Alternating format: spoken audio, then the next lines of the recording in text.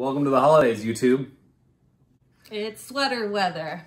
And we've got something special in store for you all the way from Golden, Colorado. Holidaily. Excited. 4 gluten-free beers that we didn't make. What? Hell yeah. Beers. So our first one, Favorite Blonde, and it has a really great story on the side of the can. It says, Let's read it. Grandpa was an optometrist who called his granddaughter and Holidaily founder his favorite blonde. Inspired by the man who helped others see the value of a good time, our blonde ale has a subtle hop character and mellow malt flavor. So this is made with millet, buckwheat, hops, and yeast. Ooh. Nice pour. 5% ABV blonde. Yeah, fairly decent lacing. I like the pour. And the lacing is definitely from the buckwheat. Very neutral nose, very subtle, earthy. Definitely got that character. maltiness. Very light. It's got a nice earthiness to it, yeah. It is very earthy. I'm getting that buckwheat, the little bit of a vegetable. Sometimes I get a vegetal note from buckwheat. This is pretty clean still. Yeah. It does feel like up to like more than 30% of this grist is buckwheat though. It's got a nuttiness, not necessarily like full on nut, but it's not bread. It's more of a nuttiness. Yeah, it's more of a nut. Yeah. If you're going for aesthetics as well as taste, great job. It's earthy, grassy. Earthy, grassy. Yeah. I like how there's also still like maybe a little bit of residual sweetness. I'm curious about the finish and gravity on this beer because it is not as dry as I'm used to blondes being. It's a little thick.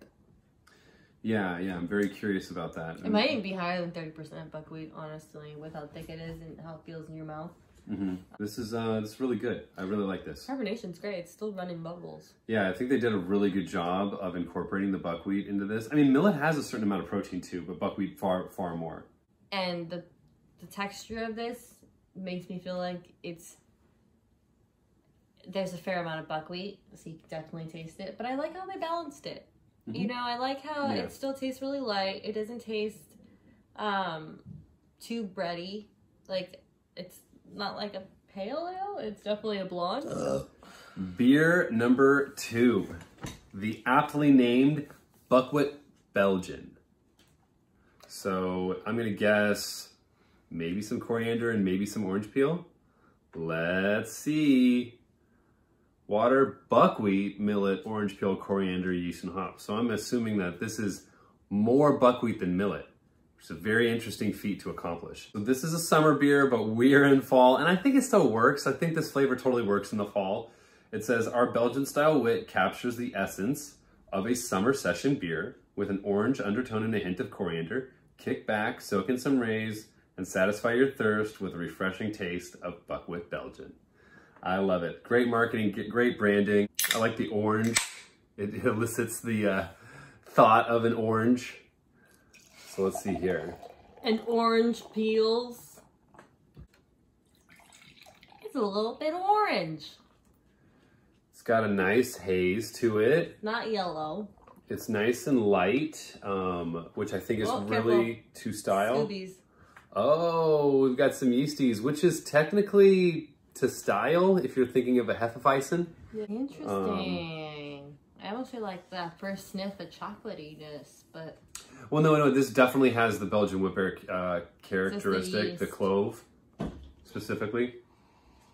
Specifically that like slight hint of spice. I'm not getting as much citrus on the nose, not a lot of coriander, but I am definitely getting that like yeastiness, very yeasty. A lot of yeast. Little bit of banana even. I'm really trying to wait. Yeah, banana spice. Not a deep punch of clove, but depending on the yeast that they use, which there's a couple wheat dry yeasts available, which is most likely what they probably use, being gluten-free. A pretty good lacing as well on this beer. Obviously, the high buckwheat content almost would be expectable, but I honestly have gotten such a deeper clove note off of buckwheat beers that I've brewed. Specifically, I would say that is one of the flavors that buckwheat most commonly elicits. So the fact that that spice is so subdued, I'm getting like no pepper notes, which I'm used to with buckwheat. I'm used to a green pepper, pink pepper. A little bit of spice, yeah. I don't get the citrus from the orange peel, but I get the tannins from the orange peel. Okay, yeah, there's a little bit of that, yeah. I can definitely tell somehow, I don't know how. There's some citrus. But I can definitely tell that this is less ABV than the blonde that we just had. Yes, right away. It's a little bit sweeter. It's definitely lighter, and it doesn't give you that same like head feeling. Yeah, I can tell what strength the beer is within the first couple sips. I'm like, how quick I catch a buzz, right? I wouldn't like it to be a little bit more herbally. Yeah, I think they could definitely up the spice. But you know, coriander could just as soon fall out. Very similar to an orange peel. Most of the time, you're not going to have a lot of contact time with a coriander or an orange peel. Usually, it's like the last 15 minutes or last 5 minutes of the boil. Some people throw it at flame out. Beer 3. Fat Randy's IPA. It's got water, millet, buckwheat, yeast, and hops. Here we go. I see a trend here. Hops. What are hops? All right, here we go. Let's see what happens here. It's darker. It's got a lot of probably some crystal malts, caramels. Okay. This sucker is 7%. Ha ha ha ho! Let's see the story. Let's see the backstory for Fat Randy. Hungry for adventure and thirsty for world-class American IPA. Fat Randy journeyed to the land where the buffalo roam. It's an IPA. He pairs his aromatic, easy-drinking IPA with close friends at the great outdoors. A toast to Fat Randy, the man, the myth, the legend. I feel like I need to know more about Fat Randy. Like, this is definitely not enough about Fat Randy. This guy sounds like a riot. Oh, wow. Mm-hmm. Like, for not having any syrup in here, this has like a very, like, caramel nose. Oh, it's a subtle sweet. And I don't get any resin. I did. I do. I get maybe a little bit of resin, but no pine. No pine. I get more earthy. Really, like, a lot of residual sweetness, right? I'm used to a drier IPA. That's typically what I end up making anyways. But it's very citrusy. So much citrus. It's like literally biting into a ripe orange. Yeah. Oh, have you bitten into an orange, Bob? Yeah, but not a lemon. So yeah, this is dangerously drinkable. It's like a hopped orange juice. It's good. Very, very, very clean bitter for an IPA. Yeah. I'm used to a very like spicy or like hop, right? So this is very like, as I was saying a second ago. Does the sweetness help do that? It's a Midwest IPA. Of the sweetness? This is not necessarily a West Coast. I'm not a big fan of IPAs, but it's not overly hopped. I love that like caramel color. I get the syrupiness now. Oh yeah? Yeah, it's sweet. This is like almost sticky. It wants to be sticky, but it's not because of the whole gluten-free thing, right? I think that's one of the things that's so cool about using gluten-free grains. But it does have like almost like honeyed vibe to it, like a honey malt or some sort of, I'm going to guess that they've probably got a little bit of maybe a Goldfinch millet malt in here, or a Vienna millet malt in here, as well as some crystals, for sure some crystals in here. It's a fun IPA.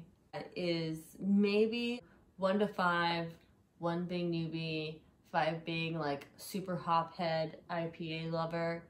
This would definitely fall in maybe 2. Maybe. I was going to give it a 1.5 if I was talking about an entry-level IPA that's easily drinkable, easily approachable. I would definitely recommend it to anybody who's not sure how they feel about IPAs, even barley drinkers. I would say this is a very approachable IPA style. very reminiscent of something that you would find in the Midwest. Perceived bitterness is a thing that's huge in IPAs, right? And when you look at modern day IPAs, we're looking for juiciness, really. A lot of drinkers are looking for a juiciness in IPA. Slightly fruity. This really is like juice. It's like orange juice, man. It's so good. It's really bright. Clean, bright.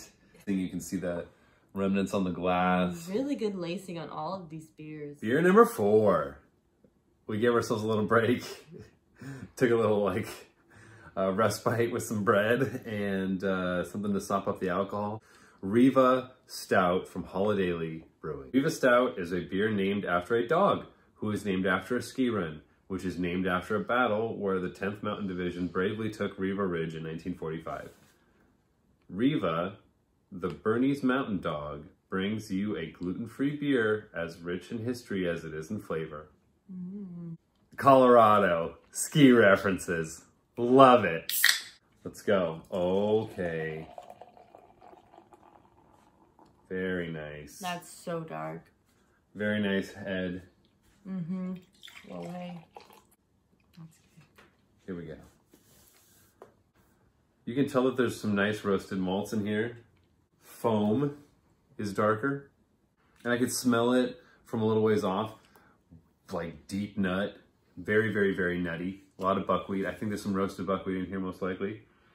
Water, Chocolate. dark roasted millet, chocolate roasted millet, buckwheat, yeast, and hops. Very caramely. The sweetness almost reminds me of like a pastry stout. It's got a lot of chocolate. A lot of chocolate. The finish is more like a pastry stout, I think is what That's what I mean. It's just like, it's really sweet.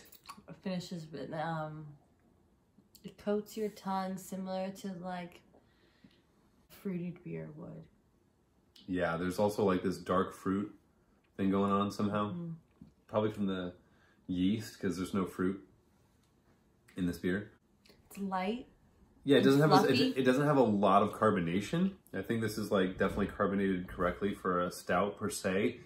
Definitely has that reminiscent of some sort of baked good. Reminiscent of coffee, but it's not coffee. This feels like it has like a roasted caramel malt in here, but it has more of a chocolate note than a dark roast vibe. Like a dark roast, I get a little bit more coffee out of a dark roast millet than I do out of a chocolate roast. That's because the sweetness is really playing with you. I'm a big fan of using chocolate roast in stouts, specifically because there are some dark roasts out there that will like make a beer taste like liquid ash. You want like a roasted pecan. Yeah, that's that nuttiness. Really great lacing too. Look at that. That's gorgeous. Without the full pecan flavor. Just that roasted nut flavor. Roasted almond or pecan that's been dipped in cocoa powder. For sure. And it's 6.5%. That's like above export stout level. It's almost as much ABV as the IPA. I mean, like, try to drink a 4-pack of Holidaily in one night. That is probably very difficult. I think it's a nice... I can't drink that many dark beers to begin with. So We're drinking half beers and we're having trouble getting through a 4-pack. Yeah. That's a lot of ABV being thrown around. Beer shouldn't be like water. Beer should be a beverage you take your time with. You don't drink a ton of every day. It's a little more special than that. Higher ABV, right? Like a 5% blonde, 4.8 wit, and a 7% IPA, all grain. Very impressive. 6.5% stout. Wow. Wow, team. Well done. Straight ender. Cheers, Holidaily. Great beers. Thank you again. Oh. Good thing that was empty. I get an IPA outtake. Hey.